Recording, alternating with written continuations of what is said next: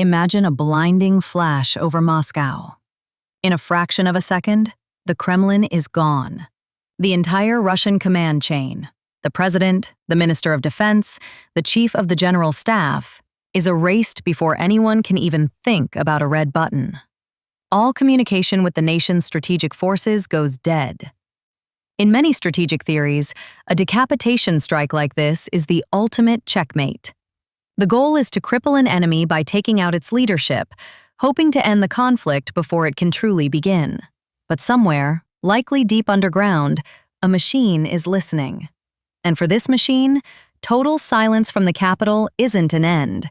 It's a trigger. Without a single human finger on a button, a terrifying, automated sequence of retaliation could begin. This is the story of Perimeter, the doomsday machine the West nicknamed the Dead Hand.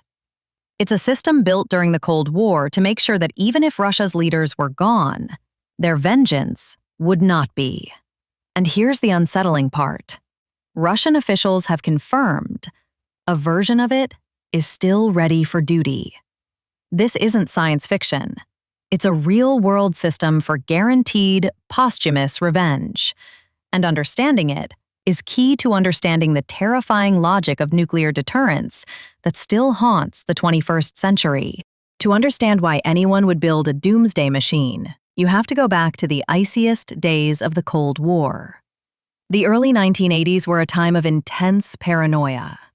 The Soviet Union and the United States were locked in a staring contest, with thousands of nuclear warheads aimed at each other. Both sides operated under the terrifying doctrine of mutually assured destruction, or MAD. The idea was brutally simple.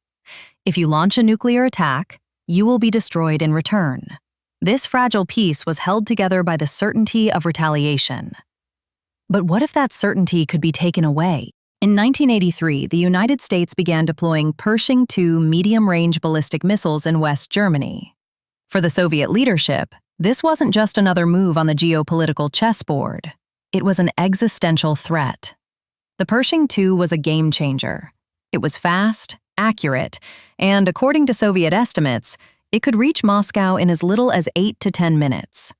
Some feared it could be even less. This created a horrifying new possibility.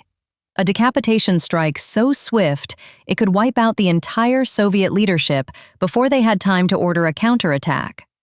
If the General Secretary, the Defense Minister, and top military commanders were all eliminated, who would give the order to launch? The horrifying answer was, possibly no one. The Soviet Union's vast nuclear arsenal might just sit silently in its silos while the country was annihilated. This fear wasn't just about the Pershing II. It was part of a broader concern about increasingly sophisticated American weapons, from submarine-launched missiles to ICBMs, that made a first strike seem more plausible. The certainty of retaliation, the core of MAD, was suddenly in question. The fear in the Kremlin was palpable. They needed an insurance policy, a way to guarantee that even from beyond the grave, they could deliver a final, devastating blow. They needed a system that could act after everyone in charge was gone. Faced with the terrifying prospect of a successful decapitation strike, Soviet engineers and military strategists got a chilling directive. Create a system that could guarantee retaliation no matter what. It had to be a backup for the entire chain of command.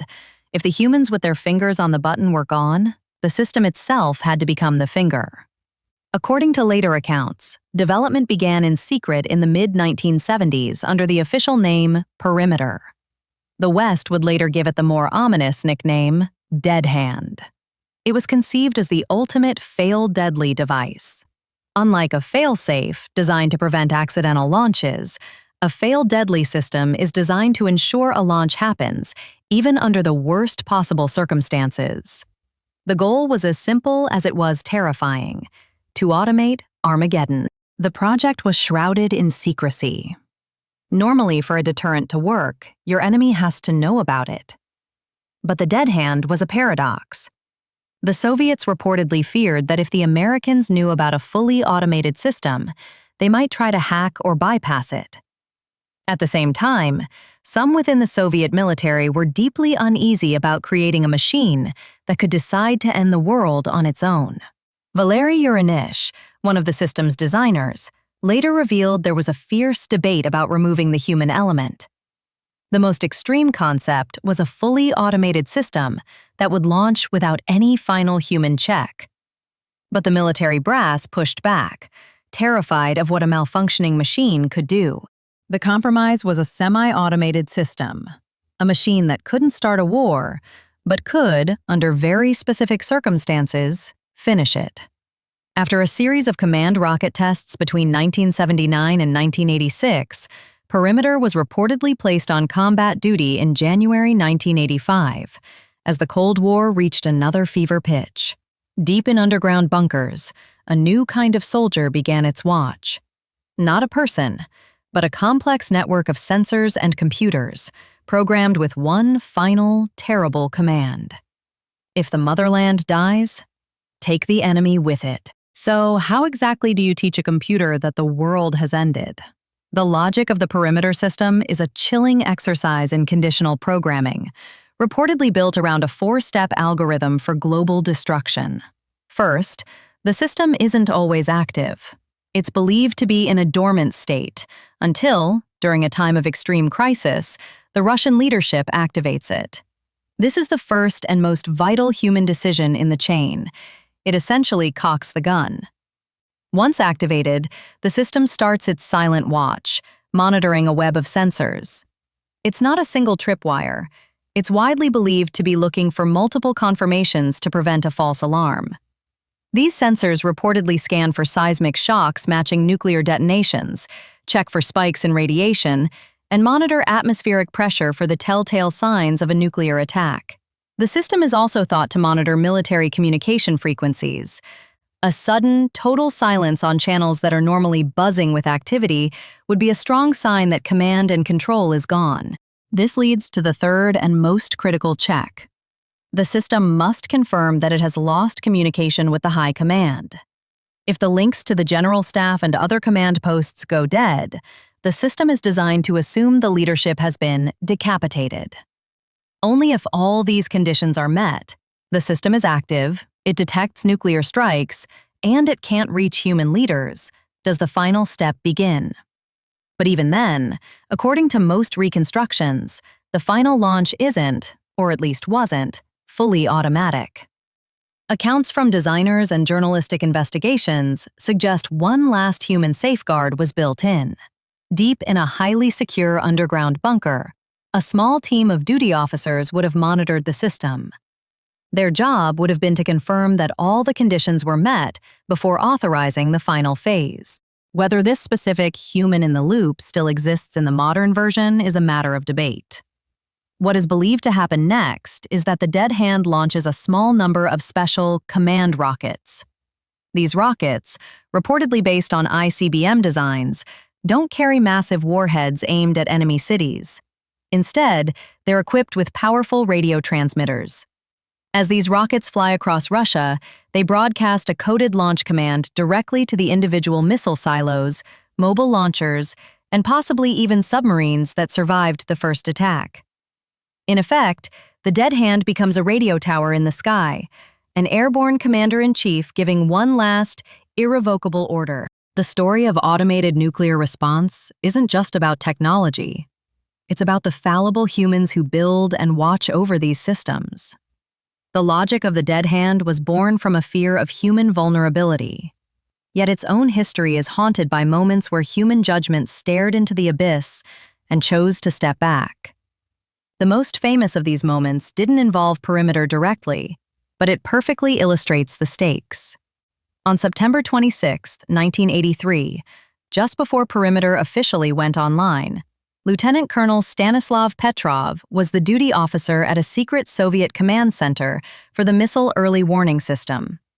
Shortly after midnight, alarms blared. The computers reported that intercontinental ballistic missiles had been launched from the United States and were heading toward the Soviet Union. Accounts vary, but the system indicated multiple launches. Petrov's training was clear. Report any launch to the high command immediately. With tensions sky high after the Soviets had shot down a civilian airliner, Korean Airlines Flight 007 just weeks earlier, such a report could have triggered a full-scale retaliatory strike. But Petrov hesitated. He had a gut feeling something was wrong. A handful of missiles? It didn't make sense.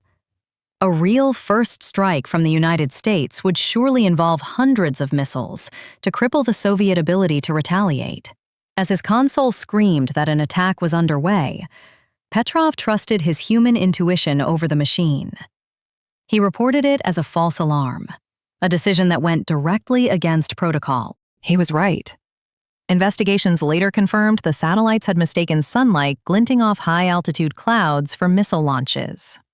Stanislav Petrov's decision to doubt the computer may have prevented a catastrophic escalation. This incident is a powerful counter-narrative to the logic of the dead hand. While Soviet engineers were building a system to eliminate human hesitation, Petrov's story is a stark reminder of the danger of placing absolute faith in automated systems. The dead hand was designed to prevent a decapitation strike by ensuring retaliation. But the Petrov incident highlights the other side of that coin, the risk of an accidental apocalypse triggered by a system that can't exercise human judgment, doubt, or common sense. It's a system designed to believe the very alarms that a man like Stanislav Petrov dared to question. The Cold War ended. The Soviet Union dissolved. But the dead hand never fully retired. For years, its existence was just a rumor.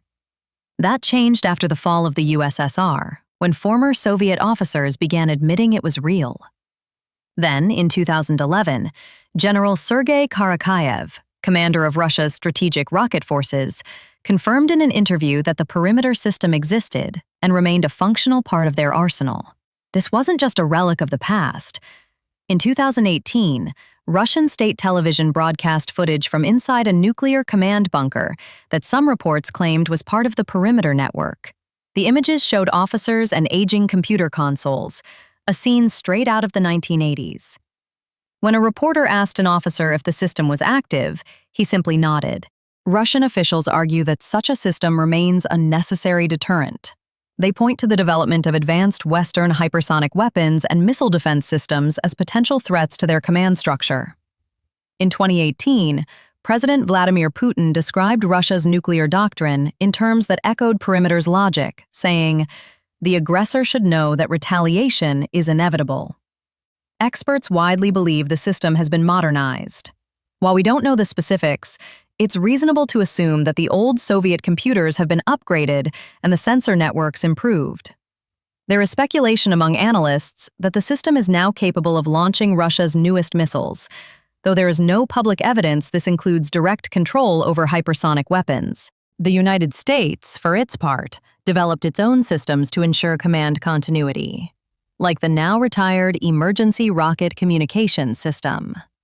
But the American approach has always focused on making sure a human commander survives to give the order, using assets like airborne command posts, rather than automating the launch order itself. And so, the dead hand waits. Its exact status is a closely guarded secret, but the capability endures. It's a legacy of the Cold War's darkest logic, living on in our modern world. A chilling reminder that the concept of automated, world-ending warfare did not die with the Soviet Union. It was simply inherited. The Doomsday machine is a concept that has haunted us since the dawn of the nuclear age. A staple of fiction from Dr. Strangelove to the Terminator. It's a symbol of humanity building systems so powerful they escape our control. But the perimeter system, the dead hand, is not fiction. It is the real-world manifestation of that nightmare. It was born from a specific strategic fear, the short flight time of a Pershing II missile. But it represents a much broader anxiety, the fear of being rendered helpless. The system is the ultimate expression of mutually assured destruction, a mechanism designed to make the threat of retaliation so absolute that a first strike becomes unthinkable. Yet its continued existence poses a series of deeply unsettling questions. In an age of cyber warfare, could a system like this be hacked? In a world of renewed geopolitical instability, what are the risks of relying on a semi-automated system during a crisis? The story of Stanislav Petrov reminds us that sometimes the most important element in preventing nuclear war is the human ability to doubt the machine. The dead hand is a system designed to eliminate that doubt. It stands today as a monument to Cold War paranoia, a terrifying piece of engineering that solved one problem by creating a host of others. It's a machine that must never be used, yet its power as a deterrent relies on the absolute belief that it will work if called upon. It is a silent, posthumous executioner waiting in the depths, a chilling and enduring legacy of a time when humanity built machines capable of ending the world and put them on a timer to do it from beyond the grave. The machine is still on duty, a constant, low-level hum beneath the surface of our modern world, reminding us that the apocalypse is not just a button, but also a circuit board.